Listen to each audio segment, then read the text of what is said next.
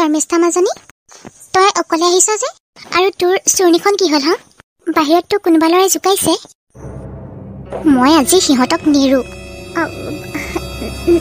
নাই মা মই মানে আজি মন্দিৰলৈ তেতিয়া মানে শৰ্মিষ্ঠাই কিবা ক'বলৈ লওঁতেই তেতিয়াই তালৈ ৰিমজিম আহে লতা বাইদেউ তুমিনো কিয় আকৌ এনেকুৱা কৰিব আহিছা সদায় নিচিনাকে মানে আৰম্ভ হৈয়ে গ'ল চিআইডি ন আচলতে ৰিমজিমে মাককে তেনেকৈ কৈছিলে মাকে ৰিমজিমৰ ফালেৰে খুব খঙেৰে চায় ক'ত আছিলি তই হা শৰ্মিষ্ঠা অকলে কিয় আহিছে মই তোক কিমান কৈছোঁ তাইক অকলে আহিবলৈ নিদিবি বুলি তই মোৰ কথা কিয় নামান ভৈনীয়েকৰ লগত অহাৰ কথা কিমান কৈছোঁ কথাই নুশুনে তাই মোৰ আৰু শৰ্মিষ্ঠা মাজনী তই তোৰ চুৰ্ণীখন কি কৰিলি কিবা হৈছে নেকি মোক কচোন মাকে সদায় পৰা গালিবিলাকৰ পৰা ৰিমজিমে বহুত অশান্তি পাইছিল উফু সদায় আৰু মই কিমান নাটক চাম কিমান ডাইলগ শুনিম মাৰ পৰা শৰ্মিষ্ঠা বেলেগৰ দৰে নহয় তোৰ ভনীয়ে বেলেগতকৈ বেলেগ তাইক ভালদৰে চাবি কিমান কথা আগৰ সময়ত তাই যি হৈ গৈছিল কিমান আৰু শুনিম উফু মা তাই আগৰ সময়ত যি হৈছিলে তাই নিজেই পাহৰিব বিচাৰিছে তাই নিজেই পাহৰি গৈছে তুমি আকৌ কিয় কৈ থাকা অকণমান তাইকো ফ্ৰী মনেৰে থাকিব দিয়াচোন মা ইমান আৰু এনেকৈ খং কৰি নাথাকে নহয় এবাৰ ওলাই যাবলৈ কাৰ মন নাযায় কোৱাচোন তুমি হ'ব দিয়া মা যোৱা আমাৰ কাৰণে গৰমা গৰম চুপ লৈ আনা ৰিমজিমৰ এই কেয়াৰ ফ্ৰী এটিটিউডটো দেখি হতভম্ব হৈ গৈছিল আৰু ৰিমজিমে ভনীয়েকক হাতত ধৰি ৰুমলৈকে লৈ গ'ল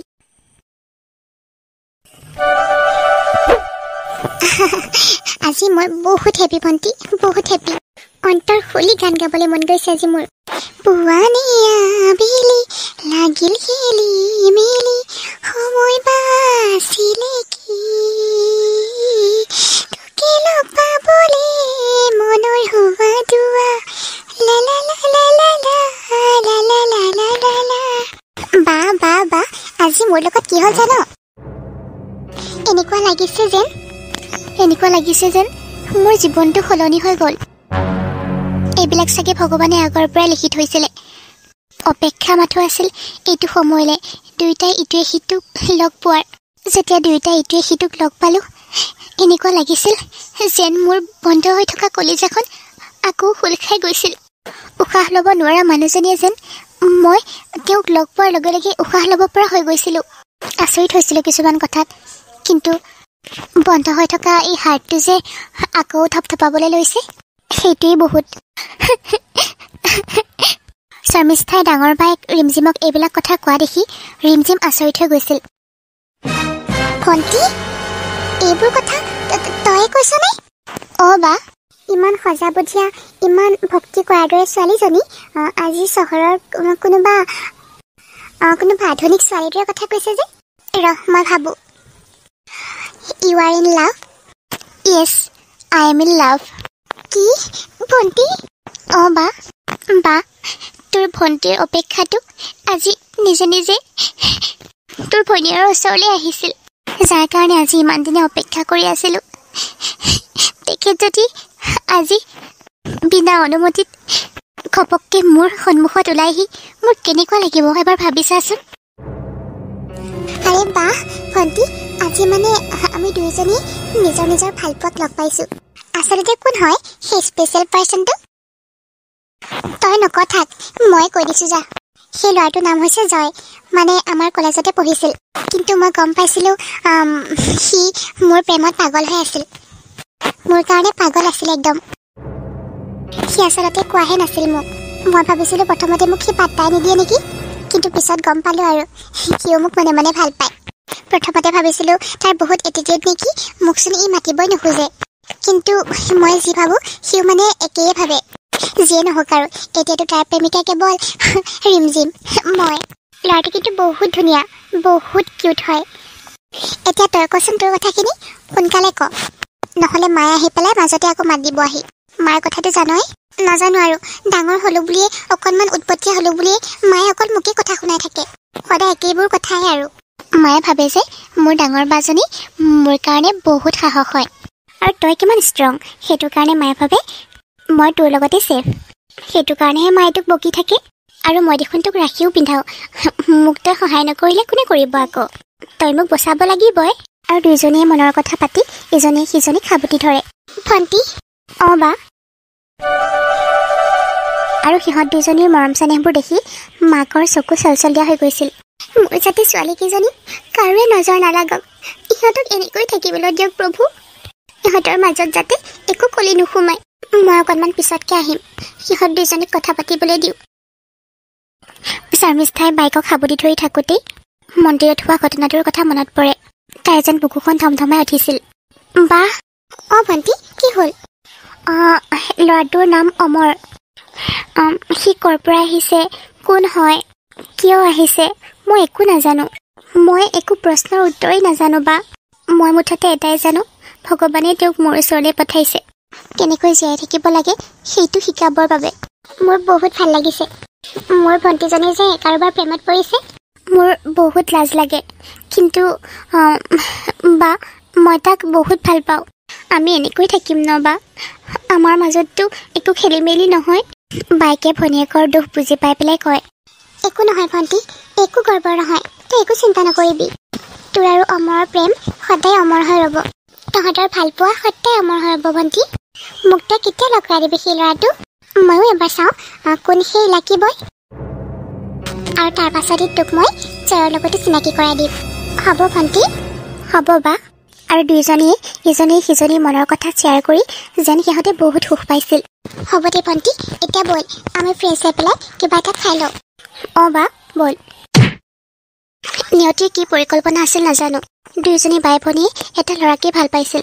আচলতে কাক প্ৰতাৰণা কৰিব জয়ে? জয় ঘৰলৈ এনেকৈ গৈছিল যেন সি এখন যুদ্ধতহে জিকি গৈছিল। লাট চাহাবৰ পুতেকটো আহিলি ঘৰলৈ। আজিৰ দিনটো কেনেকৈ গ'ল কচোন? কি কৰিলি আজি? জানিব পাৰোঁনে আজি গোটেই দিনটো ক'ত আছিলি? সুধিব নোৱাৰা হ'লনে? নোৱাৰা সুধিব। তুমি প্ৰতিটো সময়তে মোৰ মা হোৱাৰ দৰকাৰ নাই, অ'কে? ময়ো নিজে নিজে কিছুমান কাম কৰিব জানো। কি কৰিব লাগে মই সকলো জানো। ঘৰলৈ সোমাওহে একদম প্ৰশ্ন। কিয়নো এনেকৈ থাকা পাপা? কিয় নিচিঞৰিম হা? কিয় নিচিঞৰিম তোক? বাপেকৰ কথা নুশুনা ল'ৰা এটাক, একো কথা নুশুনা ল'ৰা এটাক তোক কথা শুনাবই লাগিব। তই পৰীক্ষাত কিমান নম্বৰ পাইছ সেইটো মই জানিছোঁ নহয়। অনলি 75%। এয়া কি মাৰ্কছ হ'ল নেকি? কি পাৰ্চেণ্টেজ আনিছ তই হা? এনেকৈ পঢ়া শুনা কৰিছ তই হা? তই মোৰ সন্মান সকলো শেষ কৰি দিলি। অমূল্যৰ পুতেকে 100ৰ ভিতৰত 100 পাইছে। আজি মই বহুত লাজ পাইছোঁ। মই আশা কৰা নাছিলোঁ তোৰ পৰা এনেকুৱা এটা পাৰ্চেণ্টেজ পাম বুলি। তোৰ চিন্তাত মই খাব শুব পৰা নাই আৰু তই ঘূৰি ফুৰিছ। নকওঁ দে, তোক একো নকওঁ আৰু। তোৰ মাৰ হোৱাও মই চেষ্টা নকৰোঁ। তই যি কৰ কৰি থাকিবি। বাপেকৰ কথা শুনি জয়ৰ মনটো বহুত বেয়া লাগিল। খং উঠি থকা জয়ৰ লগতে খং কমাই বাপেকৰ ওচৰত আহিল। পাপা, তুমিনো সদায় কিয় এনেকৈ কৈ থাকা কোৱাচোন? এটা পাৰ্চেণ্টেজে মোৰ ভৱিষ্যতটো বনাব নোৱাৰে পাপা। তাকো কিহৰনো? খেলৰহে। মোৰ ফ'কাছটো বেলেগত আছে পাপা। তুমি টেনশ্যন লোৱা বা নোলোৱা, মই জানো মই কি কৰিব লাগে পাপা। মই যাওঁ দিয়া পাপা, বহুত ভাগৰ লাগিছে। দৰ্জা খোলা আছে। আৰু তেতিয়াই অমৰে ককায়েক জয়ক নাকতে এটা ঘোচা দিয়ে। আচলতে জয় আৰু অমৰ দুয়োটাই ইটোৱে সিটো দেখিব নোৱাৰে নেকি? আচলতে দুয়োটা যজা ককায়েক ভাইক আছিল। সিহঁত দুটা ইটোৱে সিটোৰ শত্ৰু বাৰু নেকি? ইফালে কিন্তু শৰ্মিষ্ঠা আৰু শিৱানী দুয়োজনী ইজনী সিজনীৰ ছাঁ আছিল। ইজনীয়ে সিজনীক বহুত ভাল পাইছিল। মোতকৈ তই 2 মিনিটহে ডাঙৰ, তথাপিও তই মোৰ দাদা। এনেকুৱা দেখাও যেন একেবাৰে 2 বছৰমানহে ডাঙৰ মোতকৈ। ইমান শাসন নকৰিলেও হ'ব মোক, বুজিছ? কালি ৰাতি পাৰ্টিৰ পৰা অকণমান দেৰিকৈ অহাৰ বাবে তই মোক মাৰিছ নহয় জানো? মাৰিছোঁ। কি হ'ল এতিয়া? আজি তই জেকেটটো কিয় পিন্ধা নাই? সেইবোৰ তোকহে চুট কৰে। আজি মই তোৰ নিচিনাকৈ ড্ৰেছ আপ কৰি গৈছিলোঁ। আজি একেবাৰে ধুনীয়াটো হৈ গৈছ। অকণমান মই তোৰ দৰে হৈ গৈছোঁ। কি হ'ল এতিয়া? নহ'লেতো মোক সিহঁতে বহুত চিম্পুল আৰু কিবা চিধা ল'ৰা বুলি ভাবিলে হয়। বুজি পাইছোঁ। বৌজনীৰ নাম শৰ্মিষ্ঠা। কিন্তু দাদা, শৰ্মিষ্ঠাক তই কেনেকৈ পালি? কেনেকৈ মিলি গ'ল সকলো? তোৰ নিচিনা ল'ৰা এটাই ছোৱালী পতাব সেইটো মই কল্পনাই কৰিব নোৱাৰোঁ। এইটোতো আজি লেটেষ্ট নিউজ। মই পাপাক ক'বই লাগিব। পাপায়ো গম পাওক যে তেখেতৰ আদৰ্শ পুত্ৰই ঘৰলৈ বোৱাৰী আনিব বিচাৰিছে। তই কওঁ নহয়, পাপাই অকল তোকে গালি পাৰি থাকে। নাপাৰে, তোক দেখোন গালি নাপাৰে। মোৰ লগতহে তোক লৈ যোৱাৰ কথা কয়। তই যে একেবাৰে চিধা চাধা, মুখে অনবৰতে গালি পাৰি থাকে। পাপা, তই চুপ থাক বুলি কৈছো নহয়। মনে মনে থাক তই। ঘৰ বচোৱাৰ আগতে তই মানে ভাঙিবিহে ন মই বিচাৰিছোঁ শৰ্মিষ্ঠাই আগতে তোক লগ পাওক কি সঁচা জয়দা এটাতো তোৰ লিষ্টৰ ওপৰত মোৰ নামটো আছে পিছে জয়দা ভালপোৱাৰ প্ৰস্তাৱ তোৰ ভাইৰেও পাইছে কিন্তু আগতে তোৰজনীক লগ কৰি লওঁ তাৰ পাছত মোৰজনী চৰি ভাইটি তোক মাৰাৰ কাৰণে হ'ব দে একো নাই এয়াই মৰম আমাৰ আৰু দুয়োটাই ইটোৱে সিটোক সাবতি ধৰে